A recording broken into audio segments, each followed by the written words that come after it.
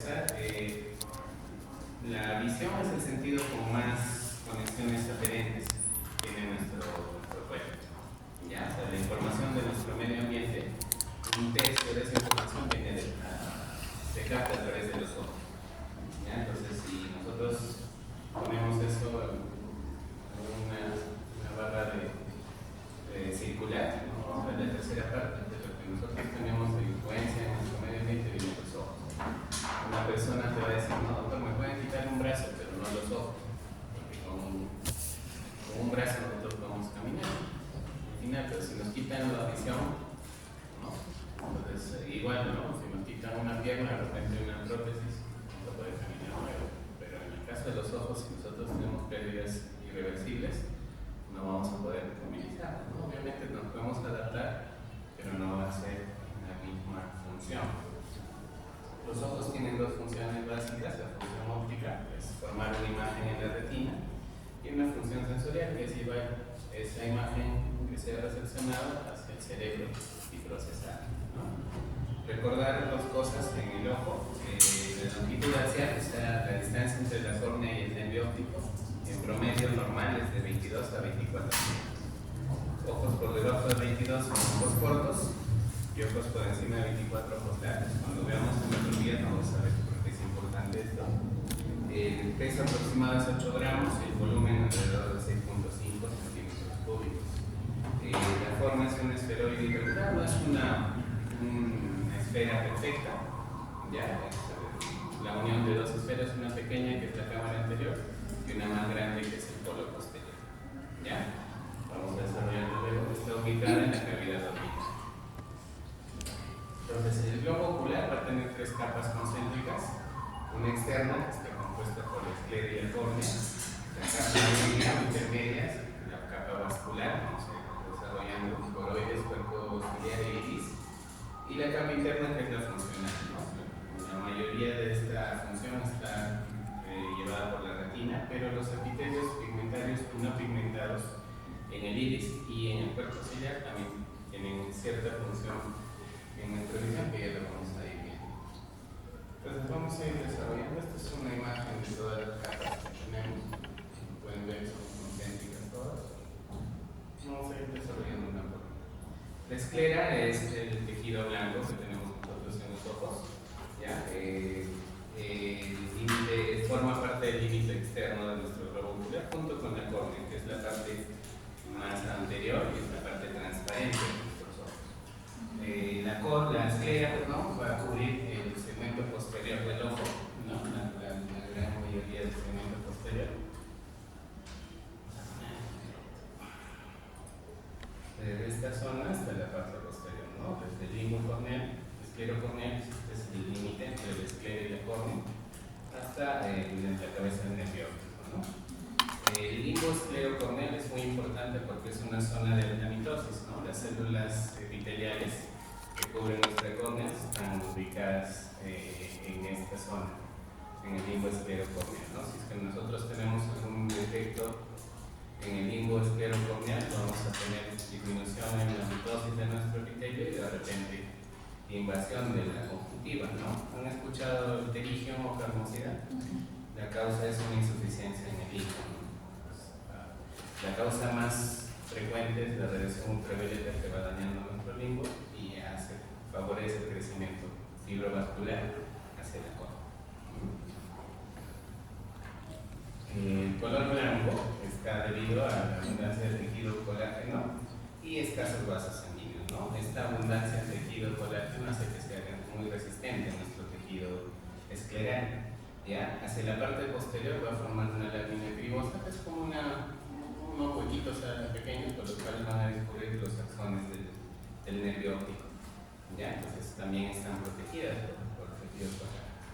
¿Cuáles son las funciones de la esclera? La contención y protección de los elementos dentro del ojo.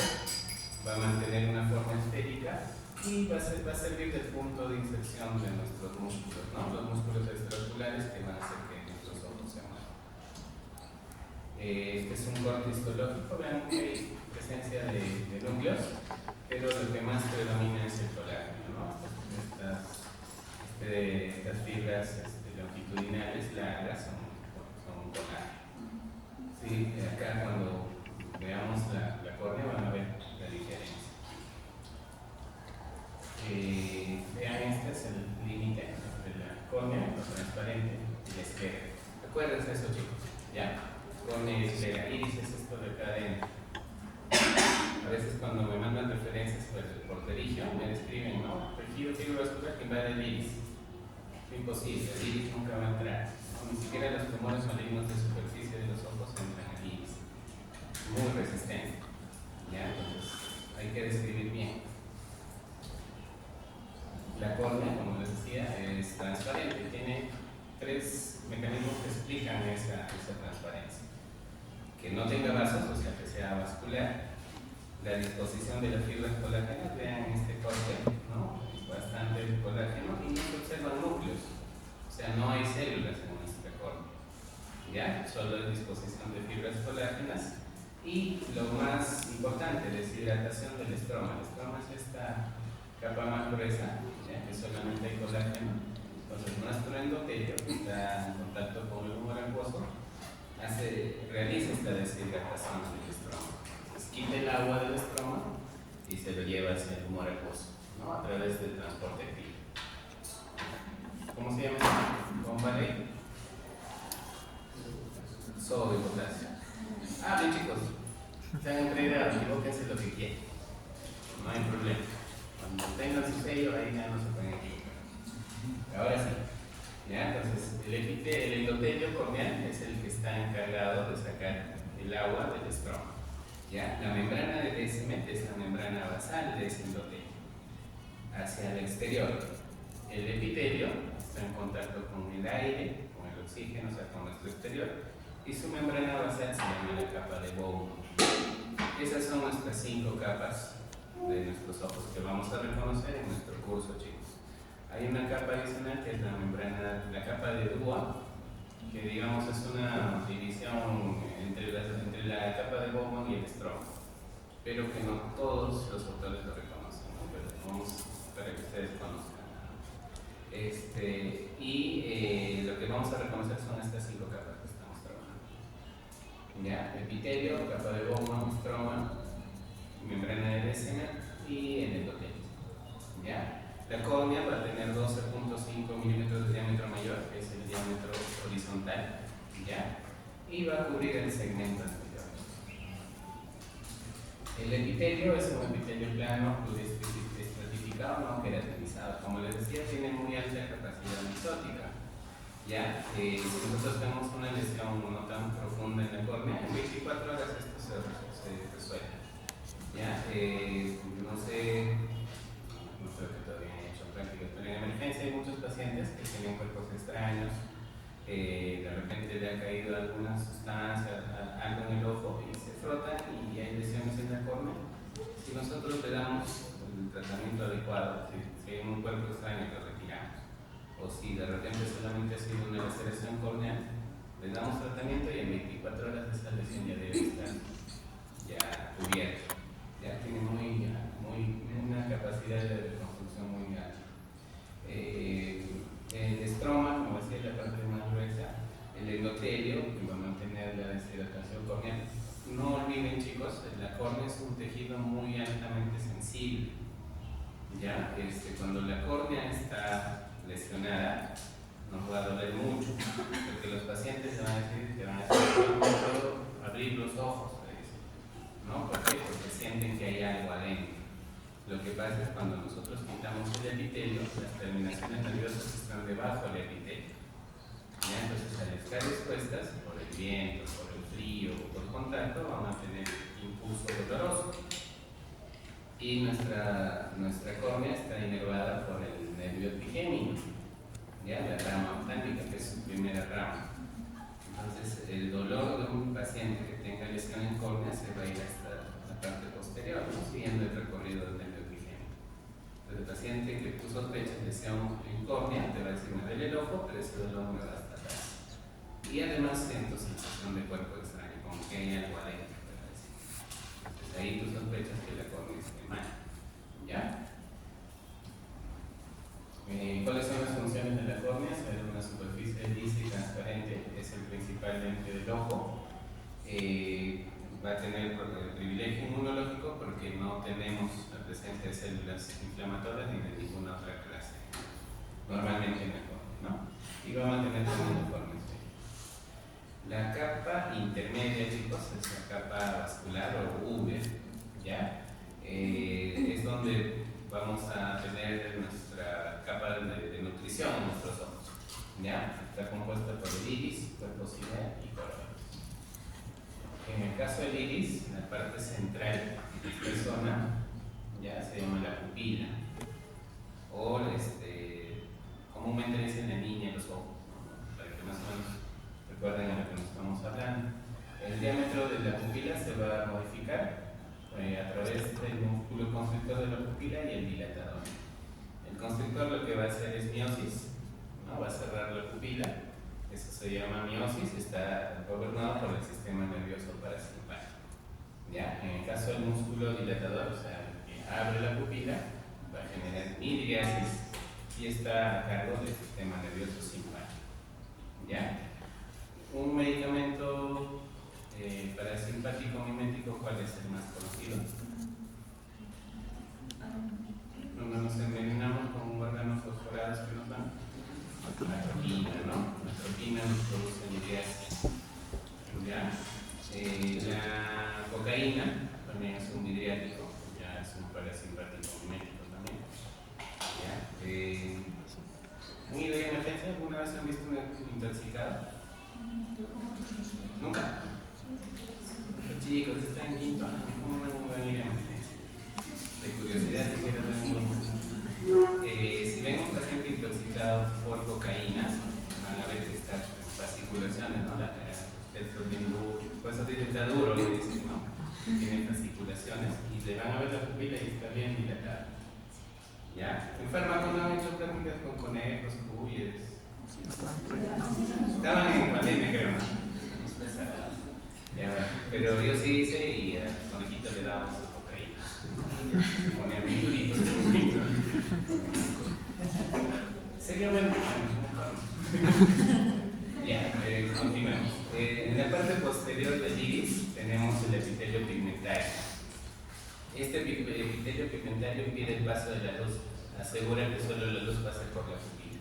Entonces los rayos de luz no van a pasar por ahí. En la parte anterior están los fibroblastos y también los melanocitos.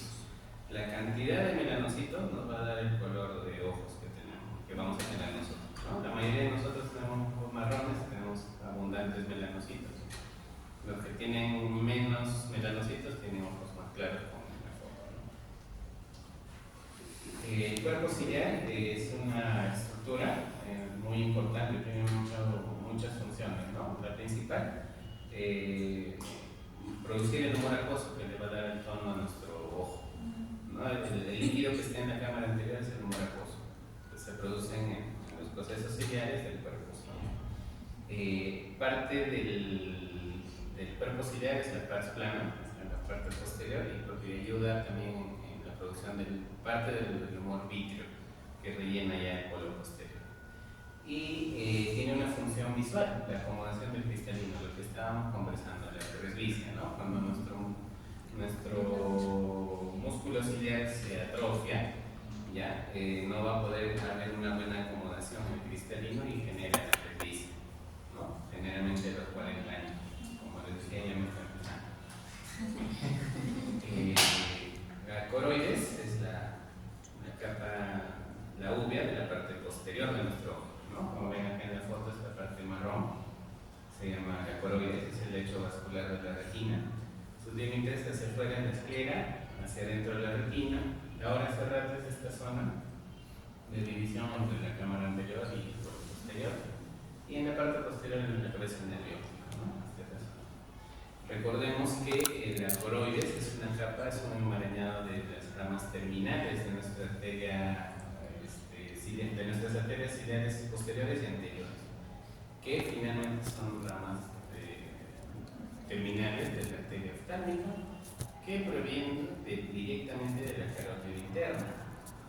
Es decir, nuestra coroides refleja la salud de nuestra circulación mayor. Es por eso que cuando nosotros tenemos un paciente con enfermedades crónicas cardíacas microangiopáticas, diabetes, hipertensión, vasculitis, ¿no? Inmunológicas, ¿no? Inmunológicas y autoinmunes, y las de colágeno nos piden fondo de ojos para poder ver cómo está la circulación y poder prevenir cómo esté el daño en los demás órganos, ¿no? Esa es la importancia de pedir un fondo de ojo a los pacientes crónicos, ¿ya? La función principal es proveer nutrientes en la retina y por lo posterior, pero también el tener ese color marrón ayuda a que absorbamos la luz de los pequeños rayos de luz que no se trabajan en la retina y no hay un vislumbramiento, ¿ya? En el caso de la retina, es la capa funcional, tiene prácticamente los mismos límites que nuestra coroides, la hora cerrada hacia adelante. La papila o cabeza, cuando hablemos de papila o cabeza del nervio óptico, lo mismo, ¿ya? Hacia afuera la coroides y hacia adentro el humor vitrio, ¿ya? La retina tiene 10 capas histológicas. Yo no quiero que se aprendan nadie, ¿ya? Solo quiero que aprendan lo importante, los fotorreceptores, cómo se realiza el fenómeno visual, ¿no? Los fotorreceptores son los encargados de convertir el estímulo luminoso en un impulso nervioso. Hay dos tipos, bastones y los conos, ¿ya? Los bastones están generalmente en la zona periférica, en esta zona, ¿ya? Hacia afuera. ¿Cuál es su función? Solo detectar o discriminar entre luz y sombra, ¿ya? O sea, si es que hay luz en un lugar o no hay luz en un lugar, nada más. Y los conos, sí, más bien se van a concentrar en la zona central, cerca de la mácula. Ya, en esta foto no se nota, pero en el centro de la mácula hay un puntito brillante que se llama la fovea. En esa fovea es donde más conos tenemos, la zona en la que más visión vamos a tener, ya, es donde se concentran los 3 tipos de pigmentos que tenemos y nos diferencian los conos.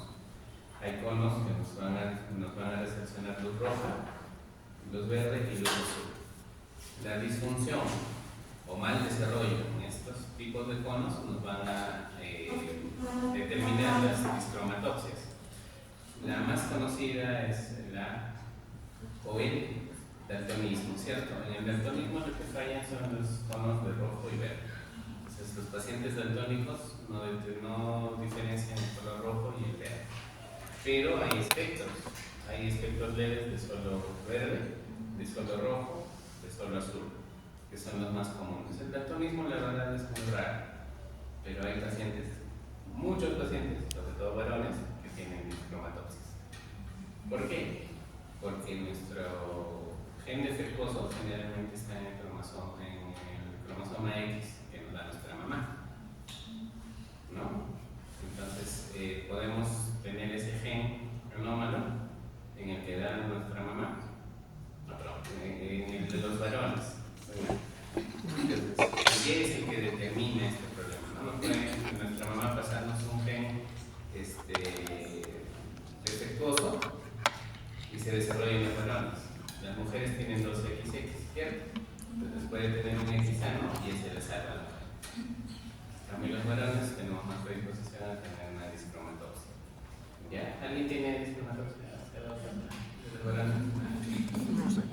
Mujeres bien raras. He visto, pero muy raras. Piña porque los 2X no fallan. En cambio, los varones sí es lo único que tenemos. Ya, ¿cómo es entonces el fenómeno luminoso, chicos? La flechita o el puntero va a ser la luz, ¿ya? Entonces la luz va a ingresar por la pupila, primero la córnea, ¿no? La córnea va a difractar un poco, entra en la pupila, el cristalino también difracta un poco y se va a ir hacia la retina, ¿cierto? Cuando está en la retina, va a irse hacia la parte posterior, hacia la coroides. Entonces los receptores están hacia la coroides, en el epitelio pigmentario de la retina. Se refleja en la coroides y regresa y se absorbe en nuestros conos y nuestros bastones. ¿Ya? Estos conos y bastones van a ser sinapsis con las células bipolares, estas amarillas. ¿Ya? Y estas células bipolares conexión con nuestras células ganglionares, estas rojitas. Estas células ganglionares son las que emiten sus axones. los cuales son parte del nervio óptico. Entonces, el nervio óptico se constituye de los axones de las células ganglionares. Entonces, cuando nosotros tenemos un defecto como glaucoma, por ejemplo, la presión ocular daña estas células ganglionares. Entonces, nos disminuye nuestra información a través de la disminución de células ganglionares. Entonces, nuestro campo visual se va a ir reduciendo porque no van a haber células ganglionares. ¿Ya? Los fotorreceptores van a estar normales, pero las células ganglionares se disminuyen. Ese es el mecanismo por el cual el glaucoma va a cambiar la visión. Estas son las capas de la retina. No quiero que se las aprendan, solo para que conozcan. Como les decía, la mácula es la parte central y de mayor visión. Con la mácula nosotros diferenciamos colores, podemos leer, podemos determinar a través de la visión binocular la profundidad de algún sitio. Cuando nos falla la mácula, vamos a fallar en la lectura, en discriminación de colores y en la profundidad, ¿no? Podemos de repente pensar que todo está blanco y no interpretarlo de un hueco gris. ¿Ya? Y también es importante la visión binocular porque, como les decía, los ojos tienen que tener la misma profundidad. ¿Han escuchado el ojo perezoso? Que luego lo vamos a desarrollar. En el ojo perezoso no hay una adecuada diferenciación de la profundidad. Por ejemplo, si yo soy un cirujano, tengo ojo perezoso, puedo llevarme muchas estructuras, puedo calcular bien la distancia. Si alguno de ustedes tiene defectos refractivos y no lo corrige, puede tener ojo perezoso. ¿Ya? Creo que todos usamos lentes. Uno nomás. Y de repente me sabe que no necesita. Es muy común, chicos. Yo he tenido lentes a los 17 años y tengo una medida alta, ¿no? Y vivía feliz, suponía que veía bien. Lo bueno es que no desarrolló ojo perezoso. O sea, yo veo 20-20 en ambos ojos. El ojo perezoso es tener diferencia de más de 3 líneas entre ojo y ojo. Entonces, algunos, a pesar de estar lentes, pueden tener eso. ¿Por qué no desarrollar el ojo perezoso? Por no corregirlo a tiempo, antes del desarrollo neuronal, que es a los 8 años que son. Entonces, recuerden que los niños antes de los 5 años tenemos que discriminar si ven bien o no. ¿Ya? Ustedes van a hacer segundos y a todos los chibolos menores de 5 años, mándenlos a los oftalmólogos para que evitemos problemas de gran. ¿Ya? Y ya no haya más congresitos como esta. ¿Ya? Y bueno, ya, continuamos. La vascularización, les decía, ¿no? La circulación de la retina nos refleja la circulación mayor. Entonces tenemos que conocer más o menos algunos datos de ella.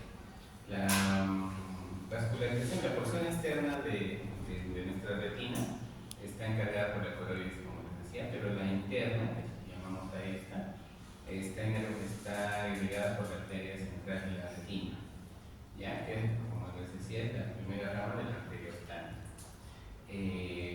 En el caso de la retina, es a la inversa de nuestra circulación mayor. La arteria es más delgada en la retina que la vena. Ustedes saben que la circulación mayor es más gruesa las arterias, en la retina no. Acá vemos en la imagen, estas son las arterias, ¿ya? Y las más gruesitas y más oscuras son las venas. La relación normal es de 1 a 3, o sea, el calibre de una arteria es 1 y el de la vena es el triple de lo de la arteria. Eso es lo normal. Ya cuando vemos alteraciones en este calibre podemos sospechar hipertensión arterial, porque al esclerosarse la arteria se va a hacer un poco más gruesa. Ya, eso es parte de la retinopatía hipertensiva, por ejemplo. Ya, tiene cuatro ramas, ¿no? La nasal inferior, en general, vena o arteria, y nasal superior, temporal superior y temporal inferior. ¿Ya? Esas son nuestras 4 arcadas. El drenaje venoso a través de la vena central de la retina, que también tiene sus arcadas iguales, ¿no? En el caso del nervio óptico, nosotros sabemos que es el segundo par craneal. ¿Ya? Su función es prácticamente, como les decía, las zonas de nuestras células ganglionares llevan la información de nuestros ojos a la corteza. ¿Qué corteza? ¿Dónde está la...? Ajá, de lóbulo occipital. ¿Ya? Entonces es ahí donde se sitúa nuestra corteza visual. ¿Ya? Lesiones en todo ese recorrido puede darnos manifestaciones de baja visual, ¿no? Si está en el quiasma, por ejemplo, nos va a dar náuseas, ¿no? Si es que está más atrás, ¿no? Es prácticamente en un solo ojo y te puede dar náuseas, hemianopsias, dependiendo de dónde está la lesión. ¿Ya? Nuestro nervio óptico al nacer tiene 1.2 millones de axones, ¿no? En promedio, es decir, 1.2 millones de células ganglionares en nuestra retina. Eso es lo normal, en promedio que se debe ver ahí. Tiene 4 porciones nuestro nervio óptico intraocular, que lo tratamos los oftalmólogos. Las porciones intraorbitarias, intracranalicular e intracraneal ya lo ve el neurólogo, es parte del sistema nervioso central. Recuerden que el ojo es una proyección del sistema nervioso central, ¿no? Se desarrolla a partir del sistema nervioso central y luego va migrando hacia la parte anterior de la cara. ¿Ya? Entonces, eso hay que recordar. Y ahora hablemos de los espacios, chicos. La cámara anterior. ¿Ya? La cámara anterior sus límites son la cara posterior de la córnea, la cara anterior del cristalino y el iris, y hacia la periferia tiene la presencia del ángulo iridocorneal, que vamos a ver cuál es importante. Como les decía, contiene el humor acuoso, ya que está producido a través de los procesos ciliares. El drenaje o el flujo normal del humor acuoso, el que se produzca en procesos ciliares, pasa a través de la cara anterior del cristalino, la pupila y rellena nuestra cámara anterior. En el ángulo iridocorneal vamos a tener nuestro sistema de drenaje. Eso es lo normal, ¿ya? Entonces, problemas en la producción o en la reabsorción del humor acuoso puede generarnos hipertensión ocular, ¿no? Y finalmente glaucoma. La cámara posterior es un espacio muy pequeño, prácticamente virtual, ¿ya? Los límites son hacia adelante, la cara posterior del iris, hacia atrás, el cuerpo ciliar y el cristalino. Esta cámara posterior se hace más evidente cuando nosotros tenemos un paciente pseudofaco que tenga un lente en el saco capsular, o sea que le hayan operado de catarata de repente o alguna indicación que quite el cristalino y le coloquemos un lente intraocular. Entonces se va a ampliar ese espacio. En condiciones normales, esta cámara posterior es prácticamente virtual, no se aprecia. ¿Qué tenemos que recordar del humor acuoso? El humor acuoso es encargado de brindar nutrientes y retirar los desechos celulares de nuestras estructuras avasculares, ¿no? La córnea y el cristalino. ¿No? Recuerden que para que haya una buena visión tenemos que mantener los medios transparentes. Y ahorita vamos a ver cuáles son. Como les decía, la cantidad del humor acuoso nos va a mantener la presión intraocular. Aumento en la producción de humor acuoso puede generar los aumentos en la presión intraocular. Disminución en la producción de hipotensión ocular. Lo más frecuente es que haya defectos en la absorción, en la reabsorción del humor acuoso. De repente una sinequia o algo que tape el sistema de drenaje, o que el ángulo esté muy estrecho, que también no pueda pasar, ¿no? Eso es lo más común que hace que aumente nuestra presión intraocular. El ángulo iridocorneal es esta estructura, ya, que está entre la córnea y el iris, ¿no? En este espacio va a estar la presencia de la malla trabecular, esta zona más oscura, que como su nombre mismo dice, es una malla por la cual van a discurrir el líquido, ¿no? Ese líquido se va a recoger a través del canal de Schlemm, que es esta estructura tubular. Finalmente estos canales de Schlemm van a terminar en los canales conectores y finalmente en el plexo venoso del visceral. El equilibrio entre la producción del humor acuoso y la reabsorción del humor acuoso nos va a dar una presión media entre 10 y 20. Ya, eso es lo que vamos a trabajar. Ustedes en literatura van a encontrar hasta 21. Nosotros trabajamos entre 10 y 20 para que lo recuerden más fácil.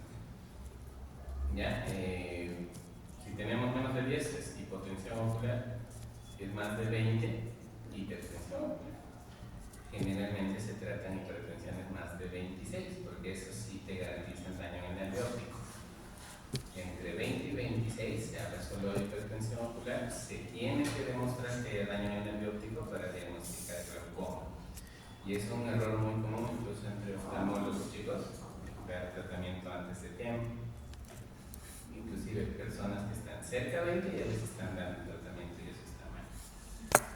Se tiene que demostrar para dar tratamiento hipotensor, o sea, bajar la presión del ojo, que haya daño en el nervio óptico. ¿Por qué? Porque si hay daño en el nervio óptico, el tratamiento va a ser de por vida. ¿Por qué? Porque si suspendemos ese tratamiento, la presión va a dañar lentamente la visión. Se puede quedar ciego esa persona. Habrán escuchado que el glaucoma es el asesino silencioso de la visión, ¿cierto? Porque no duele habitualmente. La presión ocular, cuando está más de 30, recién se hace sintomática, se hace dolorosa. Si está entre 20 y 30 no duele, pero ya te está matando células ganglionares. Generalmente, más de 26. En oftalmología es una de las pocas especialidades que yo he visto que todo lo tienen estudiado. O sea, ahí no hay nada de suposiciones, todo lo estudian. Ya las cifras cuales te pueden dañar las células ganglionares es más de 26. Menos de 26 te puede dañar, pero el daño es más lento. Menos de 20 no te va a dañar nunca. Hay glaucomas con tensión normal, o sea, con presión normal, pero se deben a procesos de alteraciones de circulación menor. Hipertensión ocular, algunas vasculitis, o sea, eso se llama glaucomas de tensión normal. Son las que menos se ven en la clínica, ¿no? Bueno, pasemos al cristalino. El cristalino es un lente intraocular, ¿ya? Nuestro segundo lente. El desarrollo del cristalino es desde el periodo embrionario, ¿no? Generalmente se desarrolla en la periferia y estos van migrando en la periferia anterior y van migrando centrípetamente hacia la parte central de toda nuestra vida, desde que nacemos, toda nuestra vida hasta que nos moramos. En algún momento no va a haber espacio, ¿no? Van a estar llegando acá al centro y esa falta de espacio va a hacer que nuestras células estén abandonando, se desnaturalicen, se rompan, liberen proteínas, hayan fenómenos oxidativos, ¿no? Hidrofílicos, y las proteínas se vayan desnaturalizando, se van opacando, y ese es el génesis de nuestra catarata, ¿no? Generalmente eso empieza entre 40 y 50 años y se hacen más visibles en los 60 años. La causa más frecuente de las cataratas es la edad, ¿ya? Entonces, mientras más edad tengamos, más posibilidad de tener cataratas. Por eso es que es muy variable. Uno se puede presentar antes, más tarde y otros más temprano. En los que se presenta más temprano, generalmente está adicionada a alguna enfermedad: diabetes, hipertensión, consumo de corticoides, traumas, ¿no? Eso puede generar desnaturalización de proteínas previas a la edad, en promedio de 60 años, que nos produzca cataratas. ¿Ya? El cristalino tiene una bolsita, una cápsula, en la cual se debe preservar cuando hacemos cirugía de catarata. Si tienen la oportunidad de ver cirugías de catarata, van a ver que lo que más cuidamos es esa capsulita, porque si se rompe no vamos a tener dónde poner el lente intraocular. Ahora, si se rompe, hay alternativas. Podemos coser el lente a la esclera o podemos poner un lente de cámara anterior, o sea, un lente delante del iris. Sí hay alternativas, pero lo anatómicamente más correcto es poner el saco capsular. ¿Ya? El cristalino está en su posición a través de las células, estas pequeñas fibritas que van hacia el cuerpo ciliar, ¿no? Eso le dan la estabilidad a nuestro cristalino.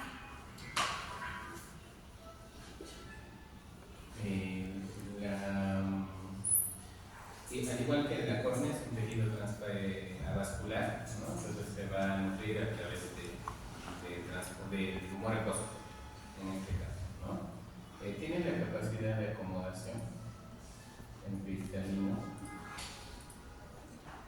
Ahí vean, ¿no? Este es el fenómeno de acomodación que van a ver. Cuando se contrae el músculo ciliar, lo que va a generar es una relajación de las zona, ¿no? Entonces se abomba el cristalino y eso nos va a ayudar a que veamos de cerca. Cuando se relaja el músculo ciliar, tensa la zona y va a aplanar nuestro cristalino. Eso nos ayuda para ver de lejos.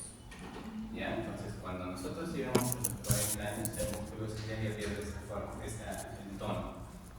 Entonces, lo que genera es que ya no podamos abombar nuestro cristalino y eso hace que perdamos visión de cerca, ¿no? Entonces, habrán visto a sus papás de repente, si no usan lentes de lectura, señalan, ¿no? Quieren leer.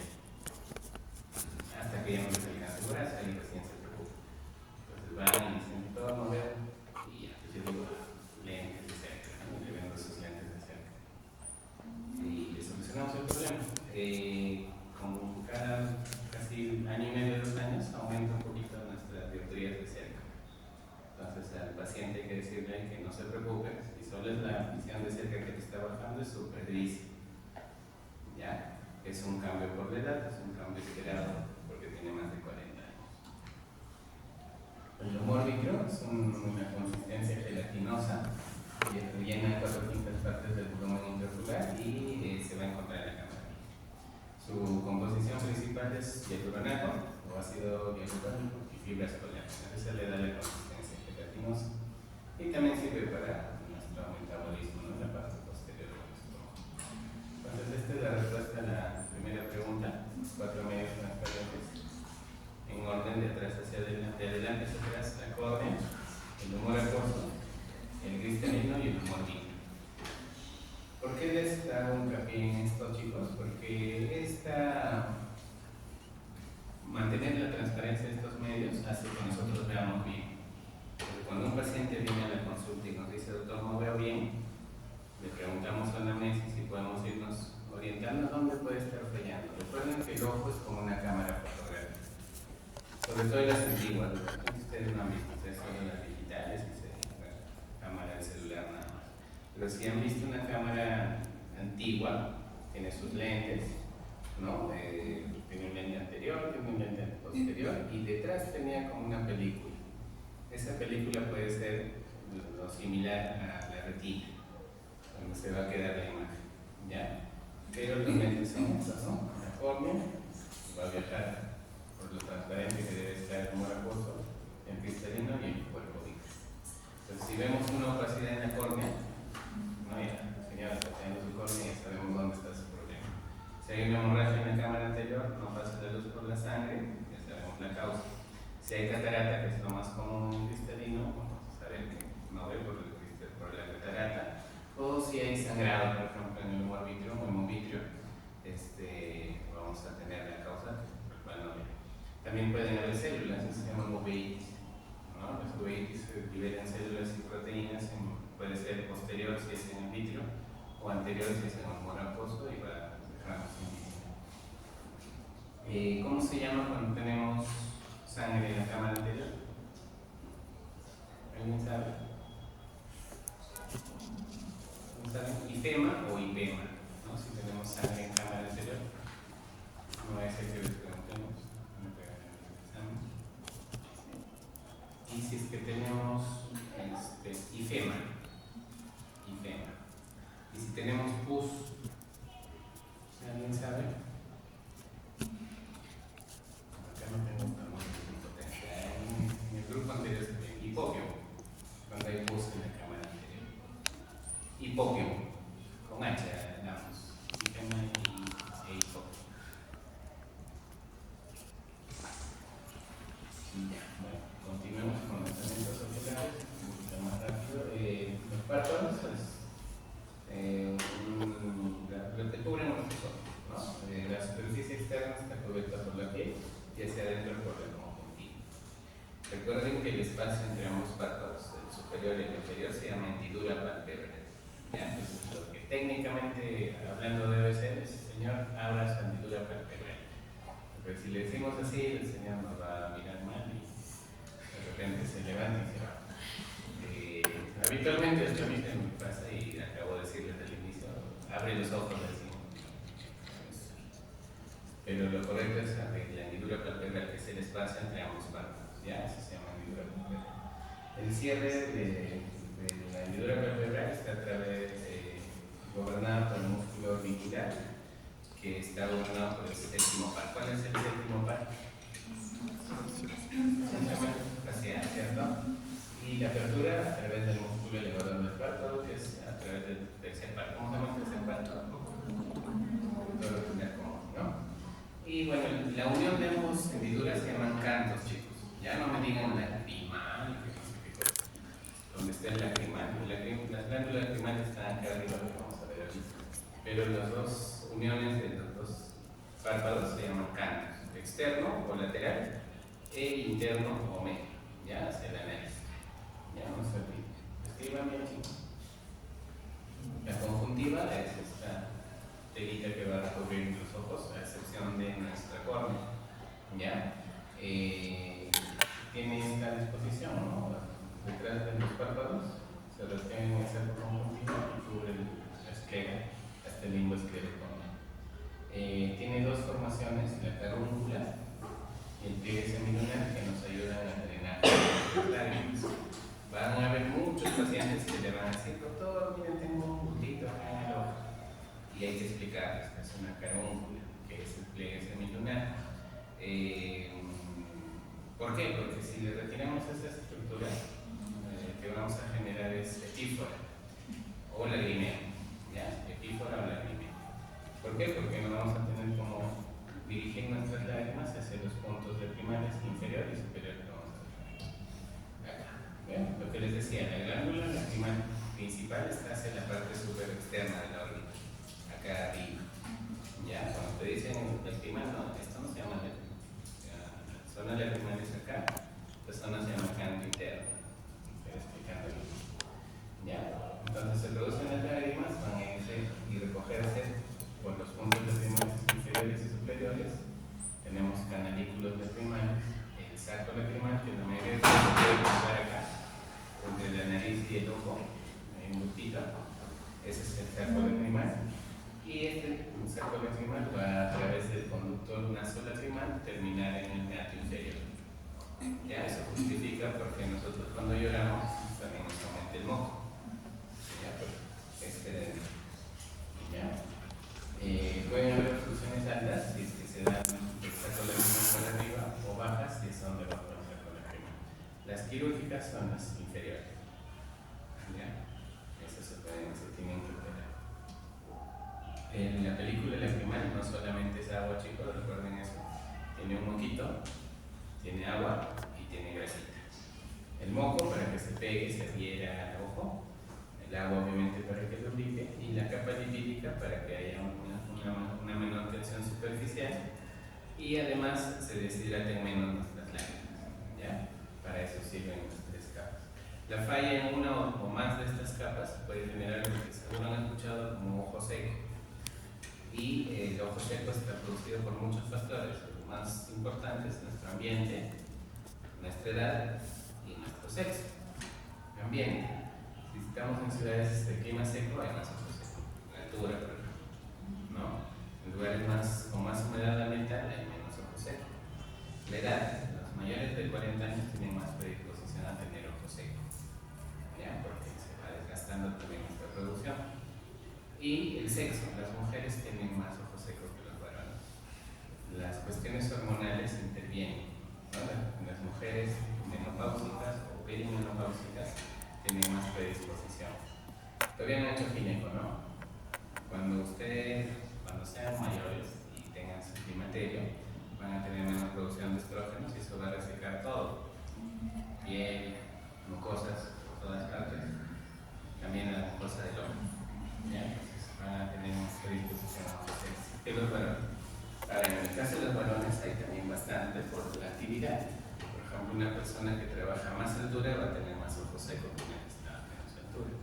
Los que están expuestos al ambiente, ¿no? Los que trabajan en el campo tienen más ojo seco y habrán visto más predisposición de perigión también. ¿Ya? Es multifactorial. Si alguien te pregunta por qué se produce, hay que explicar, son muchos los factores. ¿Ya? Los músculos extraoculares son los que le dan movimiento a nuestros ojos. Son 4 rectos: superior, inferior y los laterales y medios. Y los músculos oblicuos, inferior y superior. ¿Ya? Entonces, la manera de evaluarlos desde esta, ¿no? Si vamos a evaluar nuestro músculo recto superior, le pedimos que vea hacia afuera y hacia arriba. Si lo lleva, está bien su músculo recto superior. En el caso del recto inferior, al contrario, que ve hacia afuera y hacia abajo. ¿Ya? En el caso del recto lateral, fácil de hacia el costado, si es el derecho, hacia la derecha, si es el izquierdo, hacia la izquierda. En el medio igual, ¿no? Hacia adentro. Y en los oblicuos inferiores, sí, su nombre va en relación contraria a su acción, ¿no? Si le pedimos que vea hacia abajo y hacia arriba, estamos evaluando la función del oblicuo inferior. Y si le pedimos que vea hacia abajo y hacia adentro, estamos probando la acción del músculo oblicuo superior. ¿Ya? En el caso de los oblicuos es al revés, para que más o menos se pueda. ¿Ya? Hasta acá hay una pregunta, chicos. Vamos con qué. El que sepa es importante.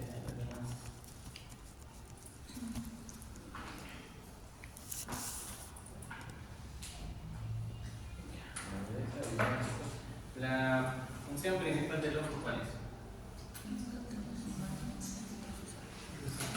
Revisión, ¿no? Revisión.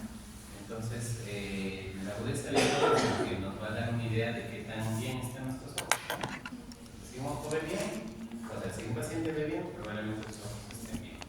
Pero si hay un defecto en la visión, podemos sospechar de otra cosa, ¿no? ¿Qué es la agudeza visual? Es la capacidad de percibir con nitidez y precisión cualquier objeto de su entorno. ¿Ya? Entonces, si ustedes me han puesto en su examen algo parecido a eso, perdón, esa pregunta. La disminución de la visión, ¿qué nos puede indicar? ¿No? Como les decía, el sistema visual tiene varias partes, ¿no? Varios recorridos donde puede haber un defecto y nos justifique la falta de visión. Si una persona no ve, la primera causa puede ser que el ojo tenga algún problema, una úlcera, un trauma, no sé, algo que haya dañado el ojo. ¿Ya? O que de repente existe una alteración en el cerebro o sistema nervioso central en general. Hoy día he visto una paciente que tiene un macroadenoma, ¿ya? El ojo totalmente normal, a excepción de un poco de palidez en el medio. El adenoma que tiene en hipófisis gigante está comprimiendo el diagnóstico. ¿Ya? Entonces se justifica ahí la baja visual por el tumor en la hipófisis. ¿Ya? O si no, que necesite lentes, que tenga un error refractivo. Esas son nuestras tres alternativas cuando un paciente no ve bien. Yo como oftalmólogo voy a ver las dos del costado, ¿no? Que tenga un problema en el ojo o que necesite lentes. Eso le voy a determinar. Lo otro lo hace un neurólogo, un neurooftalmólogo. ¿Ya? Entonces, ¿cuál es el objetivo de la agudeza visual? ¿No? Conocer el poder de discriminación monocular o binocular. ¿Ya? Tanto de lejos y de cerca, que use lentes o que no use lentes el paciente. Y dicho examen se tiene que hacer en todo el paciente que venga a consultarnos.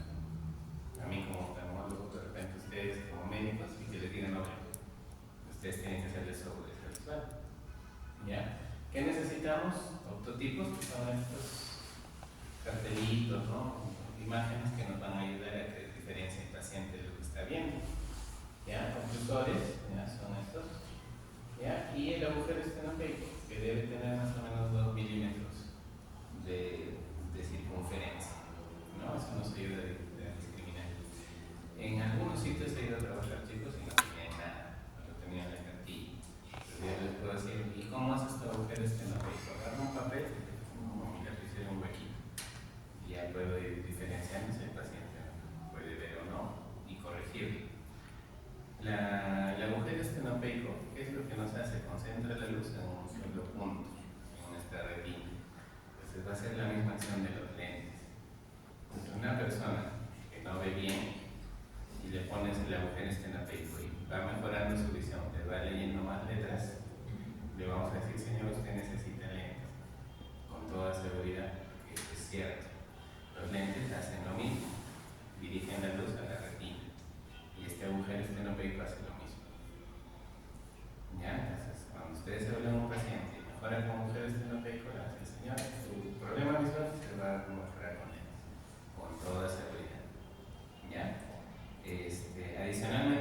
ir a su consulta oftalmológica, sí, pueden haber problemas que estén iniciando y que podemos detectarlos así. Cuando nosotros tenemos evaluaciones de pacientes, no podemos considerar su agudeza visual sin corrección. O sea, por ejemplo, yo tengo un paciente que ve 20-200 sin corrección y 20-30 con sus lentes, o con el agujero estenopeico, a eso le llamamos corrección, que tenga lentes o que les aumentamos el agujero estenopeico. Esa es su mejor agudeza visual corregida, eso se llama mejor agudeza visual corregida. Para casos clínicos, eso es lo que van a considerar, chicos. ¿Ya? Si les ponen un caso clínico, agudeza visual sin corrección 20-200 y agudeza visual con agujero estenopeico 20-30 o agudeza visual con lentes 20-30, la que consideran de ese paciente en su visión es 20-30. ¿Ya? Porque si consideran 20-200 va a caer en un rango de agudeza visual distinto y se pueden equivocar en el diagnóstico. ¿Ya? ¿Está claro? ¿Ya? Entonces, ¿cómo escogemos el ortotipo? Dependiendo de si leen o no leen nuestro paciente, ¿no? Si son pacientes que leen, podemos presentarles letras o no. Si es que son analfabetos o de repente son niños pequeños, les podemos dar gráficos o direccionales, ¿no? Les podemos preguntar en este caso hacia dónde están las patitas de la figura o acá dónde está la abertura de esta imagen. Entonces ya ellos, con un niño le digo, con tu manito dime hacia dónde están, ¿no? Entonces ya vamos orientando cómo hacer la agudeza visual. Hagan agudeza visual cuando vayan a prácticas, chicos. ¿Ya? Aprenden a hacer la agudeza visual. La agudeza visual se va a evaluar a 6 pies, a 6 metros, que es lo adecuado, o 20 pies, ¿no? 6 metros o 20 pies son equivalentes. ¿Ya? Vamos a hacerle la agudeza visual, ojo por ojo a cada paciente. Si el paciente ve menos de 20-40, hay que ponerle el agujero estenopeico. Si mejora, ya sabemos que orientarlo. Y hay que anotar siempre el resultado de la letra más pequeña que este paciente pueda ver. ¿Ya? O sea, la cartilla que veamos, la letra más pequeña que pueda leer, esa es la que vamos a anotar. ¿Ya? Si es que el paciente no puede ver la letra más grande, la I más grande, en el caso del SNEL que vamos a trabajar todos, ya pasamos a hacerle contar dedos. ¿No? Nos paramos a 6 metros y le mostramos nuestros dedos, ¿no? Decimos, señor, ¿cuántos dedos estoy mostrando? Si te ve ahí a 6 metros, le pones cuenta dedos a 6 metros. ¿Ya? Y vamos bajando metro a metro hasta medio metro, 50 centímetros. Nos paramos a 50 centímetros, si no nos reconoce, ya vamos a movimiento de manos. Le hacemos ver, ¿no? ¿Qué estamos haciendo, señor? Y te va a decir, no, está moviendo su mano. ¿Ya? Pero asegurarnos de que realmente esté bien, ¿no? Le hacemos así y le hacemos hacia arriba y le preguntamos, ¿qué estoy haciendo? Nos va a decir, estaba moviendo hacia arriba y abajo. Y si le decimos, ¿y ahora? Le decimos, y vas probando, porque te pueden engañar. Sobre todo en los traumas, chicos, tengan cuidado. Algunos pacientes dicen, yo veía cuando he venido a la posta, he ido al hospital y ya no veo. Entonces pueden echarle culpa a ustedes. La agudeza visual es importante en traumas. Ahí sobre todo, chicos, tienen que tener una buena agudeza visual. Cuando ya no reconoce los movimientos de manos, le probamos la luz. ¿Ya? Entonces le preguntamos, señor, ¿qué estoy haciendo? Hay una luz. ¿De qué color? Para cerciorarnos que esté viendo, ¿no? Porque si tienes una fuente de luz blanca, ya va a decir blanca o amarillo. Y te pruebas también apagando la luz. ¿Y esa luz de qué color? Ah, no veo la luz. Ah, ya te das cuenta que no percibe luz. Ahí ya tienes, no percibe luz o percibe luz. Esas son las últimas. Cuando no percibe luz es la ceguera total. ¿Ya? Tenemos rangos de agudeza visual, ¿no? Rangos de agudeza visual según OMS. Visión normal es de 20-20 a 20-40, eso vamos a trabajar. Nótenos si desean. En casos clínicos les vamos a preguntar. La agudeza visual normal de 20-20 a 20-40. ¿Ya? Baja visión entre 20-50 a 20-150. 20-50 a 20-150. Baja visión. Y ceguera es de 20-200 a menos. Es decir, cuenta dedos, movimiento de manos y percepción de luz.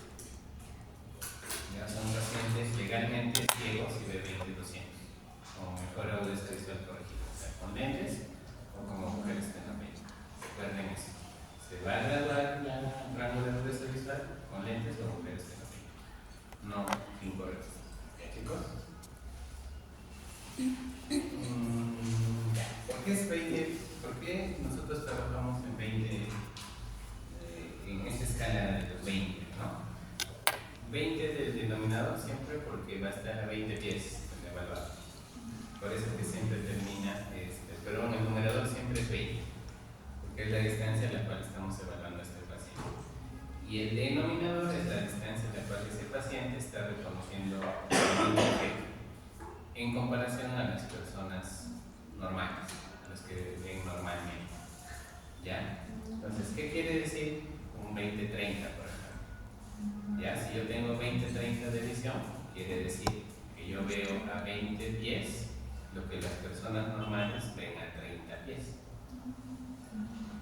Ya, si mi visión es 20-200, quiere decir que yo a 20 pies veo lo que las personas normales ven a 200 pies. Ya, es decir, yo necesito acercarme más para ver lo que las personas normales ven de más distancia. Ya, entonces, a ver. Yusef, ¿qué quiere decir 20-50?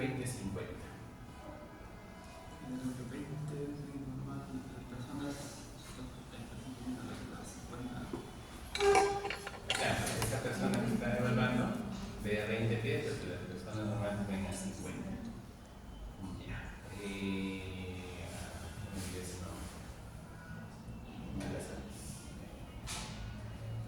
20-20, ¿qué significa?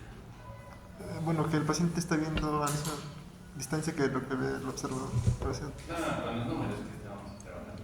Chicos, esta es la ¿Qué 20 diferencia entre pies? ustedes y las enfermeras y las técnicas, que son tigres tomando esa, pero no saben qué significa. Tienen que saber qué significa.